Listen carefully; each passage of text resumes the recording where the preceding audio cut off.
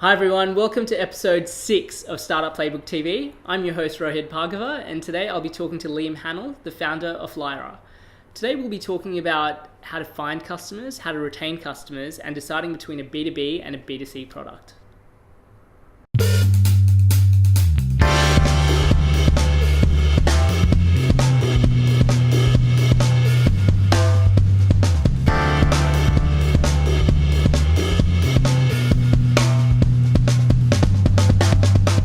Liam, welcome to Startup Playbook TV, and great to have you on the show. Thanks for having me. So, for those people that don't know, Liam and I actually run the 555 newsletter.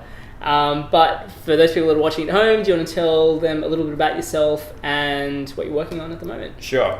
Apart from the 505? Apart from 555. Okay, so I run a startup called Lyra. What we're trying to do is essentially make a measurement tool for people to be able to easily understand their carbon impact as a consumer. That's a basic what it is. So how we do that is we're using, I guess what's called cognitive artificial intelligence, or a chatbot is sort of the pop culture term for it. And people talk to Lyra, and it learns about people's behaviors, actions, and things like that, and outputs what that impact is based on the answers that you provide. So for example, it talks about, it'll sort of ask you questions about how many people you live with, what sort of house do you have, like how big it is, how often you catch transport, etc. Now we're trying to make it even more seamless for people to understand their impact, because it is quite a challenging thing to do, and that's why we've created this, is because it's very, very difficult to be able to know your impact or your carbon impact so easily. So we're trying to have it integrate with other platforms and devices that you currently use, apps like hopefully Google Maps that we are looking at, Uber, and so that pulls from the background when you use these products and doesn't require you to input this or have a chat with Lyra to understand that. So, awesome. So what sort of stage is Lyra at the moment? We are early stage still, I would definitely say. We've launched the product today. Congratulations. Very exciting, very exciting. Head over to, what's the website? It's lyr.ai. So Lyra with an lyr.ai. Just go to that website. Okay, so we'll make sure that's in the show links. It's quite a tricky one. So early stage, we've got a couple hundred users using the product. Awesome. We're growing at about 6% each week on user base, which is really exciting. That is really exciting. There's a few things that I want to sort of go through with you today. Yeah, let's do it. Okay. First, so one, we have about marketing, or getting more and more traction, trying to use other marketing channels to attract users. Secondly, how to keep users, especially. Sure. So let's like focus on the first question. Sure. Yeah. Okay. So what are you guys currently doing marketing wise to get users? Yeah. So you're growing 60%? No, that's not 6%. 6% a week. Oh, 6%. Okay, sure. Yeah. So what are you guys kind of doing to get in customers? What's working for you at the moment? So social's working for us. What channels are you on? We're actually just on Facebook. Okay. Awesome. We're trying to push it out and get sort of influential people to push that out as well. Yep. Focusing on Facebook groups that care about their environmental impact. Yep. They're some really great feedback from those people. Trying to get more of blogging happening so that people understand a bit more about what Lyra is, how it works, and trying to attract people through that way. Sure. Yeah. Sure. So you're just looking for different strategies or different channels to kind of like focus on? Yeah, like what potentially could work best for us, like what that sort of work. Sure. So that's a very broad question. Yeah. Like we're trying things.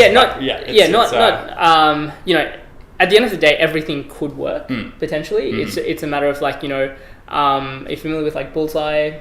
Yeah. Bullseye sort of methodology of like getting traction. Exactly. Yeah. Yeah. So for those people watching at home, if you're not familiar with that, it's essentially there's like somewhere between, about 20, 22 different traction channels, testing each of those different channels and finding out, which ones, sort of narrowing down the 22 to about 4 or 5 that you think will kind of work the best. Doing small tests on them, working out, which ones give you the best results, and then honing in on the 1 or 2 kind of channels that are really sort of getting you the best results. So did you go through that process? We have, yeah. So we've got, there's three channels that we've gone with. So the blogging, yep.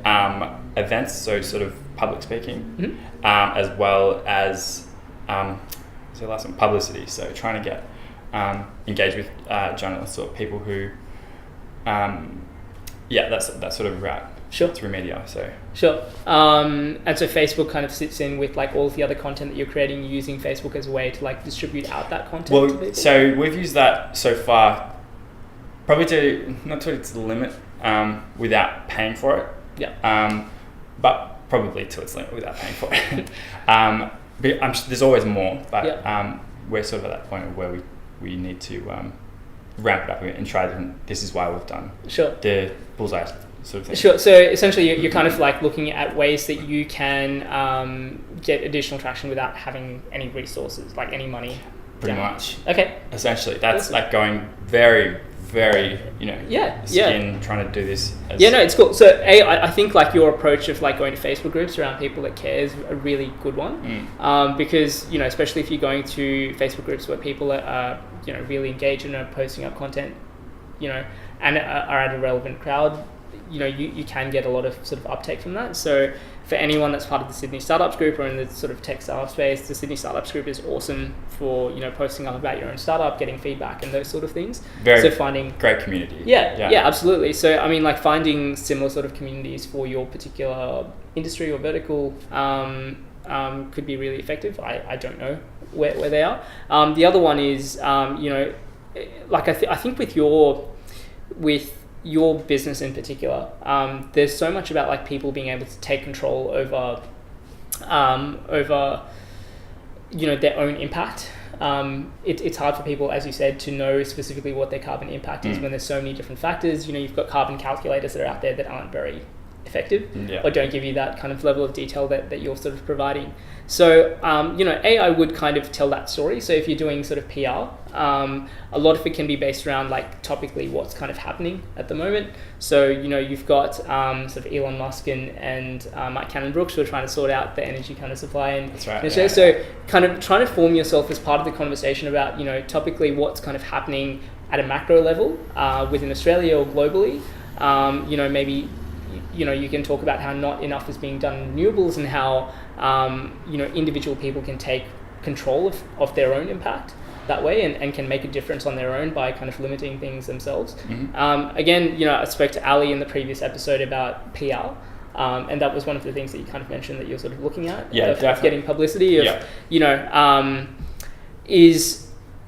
you kind of want to tell people the story of what it is. So you don't want to tell them about your particular business per se, because if they post that up, no one's really going to click on it. Sure. You want to tell people a compelling story that if people are coming across an article, will make them want to click. From a media publication side, they want to post up articles about things that are interesting. So more often than not, people are interested in like funding or launches or those sort of things. For a business that's just kind of running and for you to kind of keep constant sort of publicity coming in, you want to be able to tell the story of like, is there certain information that you're collecting that you can share out as a data set? Are there kind of different things that you can talk about someone who, didn't realize their impact and then, from using your app, then started taking public transport more, or what are some of the ways that people can reduce that? The impact of the product in it. Exactly. So impact. Yeah, exactly. The impact of the product on the user more so than the product itself, because people are interested in stories and how they can improve themselves more than anything else. So I would look at that again, sort of forming partnerships with a lot of not-for-profits that kind of play in this space. So the Wilderness Society, for example. Yeah. It's definitely something that we've definitely looked at and tried and sort of engaged with a number of different companies. Yeah. And there has been good feedback and usage from them. Yeah. I think that is definitely something to continue with, I think. Yeah, I mean, like, so in terms of like a baseline of just getting users on board, you know, a lot of different partnerships and different exposure points that give you like a really wide net is really, you know, again, everything will work. Everything can work, sorry. It's just a matter of like, you know, is it done in the effective way? Is it, you know, does it compel enough? Are you reaching the right people? Those sort of things. But then on the flip side of like, you know, when you're talking about growth, so I mentioned this in one of the early episodes as well, there's like two ways of doing growth. One is, you know, you literally top of funnel, you try and reach as many people as possible. And the second one is like, you know, the people that you do have, especially if you're, you know, if you've got a couple of hundred people that you were mentioning, how do you empower them to then refer on to their friends? So, you know, chances are if someone cares about the environment and they're a user of your product and they care about their impact, the chances are that they have other people in their network who are also similar to them. Sure, definitely. So it's, you know, how do you make that process of, you know, either referrals or you know, can they share their results on Facebook? You know, what are ways that you can kind of streamline that in a way that makes it a lot easier for people to then pass on to their friends and their own networks and to bring other people on, which makes it a lot easier for you to get additional customers on. Sure. Yeah, definitely. I don't know, does that help? Definitely. Yeah. Definitely. Yeah. I mean, I think it's going back to those sort of things and really, we have share buttons on people's results. Very sort of unintelligently, you know, they're not easy to use.Ey're very, you know, less, you know, in your face going share me. So perhaps, you know, those little things need to change because we've not had much from that. So, yeah. I mean, there's other ways, you know, other picking up from talking to other nonprofits. Yeah. Is definitely something that we need to go back towards as well. I mean, another thing as well is, you know, you could use a way. So there's one of like their current impact. You could do a way of like, you know, do another test in like a month from now and see how things have changed and like, you know, maybe people will be more incentivized to say that, you know, they've saved this much, you know, or they've had less of an impact. You know, if there's a way for them to kind of show, instead of these are my results, more show, you know, from my habits, this is how I proactively help the environment. Maybe that's a different twist of like, you know, getting people to share rather than saying, oh, I, you know, this like big impact, a lot bigger than I kind of thought. Yeah. Maybe that leads to my second question. Cool. Then with retention of customers, our product or Lyra as it stands is sort of a one-off in a way. You go through the process of talking to it and it outputs what your impact is. Yeah. Now, one of the biggest things we'll be struggling with, and that's what we're struggling with now, is trying to get people to reuse it again, or what's a way that it's not just a one-off and it's an ongoing sort of product that people use ideally daily, because that's the idea. Sure. But as you sort of go out your day, it shows you your impact. So we need to, perhaps, if we could talk about that. Totally. So, I mean, so something that I would kind of relate that to would be something like the Fitbit, for example, where, you know, if you have a piece of hardware device that tracks your movements, similar concept. Sure. Overall, the way that they kind of incentivize people to keep wearing their device, which they need to kind of track that equipment, which I don't think is something that you require. No, we don't. No, that's the whole point of it. Yeah. Sure. So, I mean, like, you know, it could be literally like, here's, you know, essentially just replicate what Fitbit does and do it well. Like, I mean, you know, what's their daily impact? How does that change over a week? Can you give them like rewards for reaching certain milestones? You know, that sort of gamification. That whole sort of gamification aspect where people can see their progress. Again, it's like, as you mentioned, you know, an individual data point is not really that useful without some context. If you can create some sort of context around that of, you know, the reason why Fitbit is valuable is, you know, it can show you certain weeks or certain days where you have been active and where you're inactive. And it sets a certain bar that you're trying to reach of like 10,000 steps a day. So you've got a daily goal and a daily reason to try and, you know, it's at the top of your mind. You want to kind of make sure that you hit it. And if you don't, you kind of feel bad and you feel like you've been inactive that day and those sort of things. So, you know, in terms of product, there's a lot of different things that you can do in terms of building in mechanisms to get people to do that. I think that the interesting part for you is because you don't actually a lot of the information that you collect is passive, so they don't have to enter in anything, is awesome. First of all, it limits the need for users to input anything apart from just setting it up. The issue for you will be more, how do you get it to be kind of top of mind for them? And I think like just doing things around, sending them a daily report or a weekly kind of summary, or always, like, I mean, everyone tries to kind of reinvent the wheel. Look at things that are working really well. So like, Fitbit for the most part does really well. What are things that you can kind of extract out? Some of the things that they've kind of tested and seen work. How can you kind of implement some of those things into your product, or the way that you kind of build that? Definitely. Into Lyra. I think the goal setting perhaps might be, as in, obviously having just launched, there's a bit of a way to go to sort of bring in those sort of gamification elements. Yeah. But there's sort of perhaps the next step is to have a goal for each individual user where they can refer back to. Yeah. I mean, like, again, this might be just a really... That's an assumption. This might be like a really, really like random thought, but having a product that measures your carbon footprint, there's only there's a negative connotation to that, because any kind of footprint you have is still has a negative aspect. Just breathing. To that, just breathing. Just breathing and just being alive is enough. But if there was a way for you to kind of flip that and go, so for Fitbit, for example, it's like 10,000 steps and you're active, right? If there was a way for you to go, if you, maybe you start from their personal, like, what are they doing at the moment, and if they, improve their habits and walk more or take public transport more, they're having this much positive impact. On the environment. Or if there was a way for you to kind of baseline things, and if you're below that level, then again, you're having a net positive impact.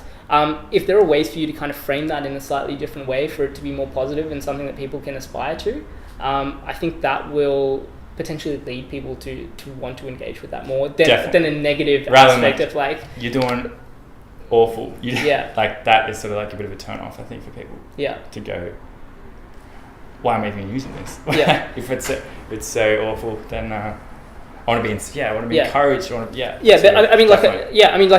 don't think that there's a silver bullet to this. Like, I think you have to probably test a couple of different things and see what works. But just honestly, like, the best places to start is like, just look at companies like Fitbit or similar sort of companies that have the tracking element. What are they doing well? What are things that you can learn from? What engages people the most from that? Sure. And how can you kind of implement that into Lyra? Yeah, sure, definitely. Time to get a Fitbit, I think. Test it out anyway. Yeah. Or there are other products, obviously. Third question. Yeah. I have totally forgotten. I mentioned it to you before. Was it the B2B? It was. Correct. Thank you. Yeah. So, as Lyra has value for both users showing them their impact. There's also value for businesses to connect with those socially responsible users. The thing is this is sort of where it sort of draws the line between, is this a enterprise product or is this a consumer product? Forefront, at the very beginning, right now it's a consumer product. But how and where do you sort of draw a line? What's, tailoring it to business. I've also, the one reason we'll focus on consumers is because this is for them. This is to help users to reduce their impact. Sure. And there's just an added benefit for the user as well to have relevant, businesses or more socially responsible businesses connect with them. So the question is sort of just, can we discuss around how that might look like, and how do you sort of determine what a business product of this may be?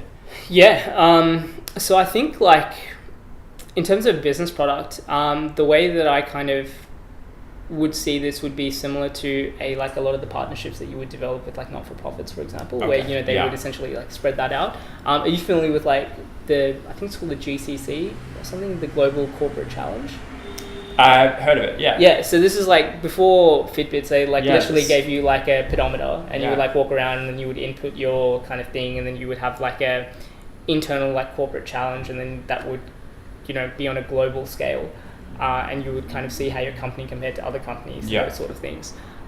You know, I think you're right. Like I think at the end of the day, this is a very individual, you know, consumer product. But I think you can use enterprises as a way similar to what GCC did, which is, you know, how can you kind of sell this into corporates as a way for them to pass this on to their staff. Definitely. And then use that as a way for them to, you know, on an individual level, they're still collecting individual data and that's still kind of feeding into your system. But how can you then get them to, you know, create competition or create like, you know, different kind of mechanisms around that for it to be useful for you? Is that what you were kind of thinking? Yeah, of the B2B? look, it's I think what I was more thinking was that focusing on the consumer.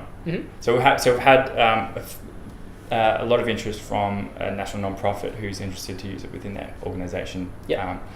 And we haven't made the product for them, despite having a strong interest from them, but we've made it for the user, so the employees of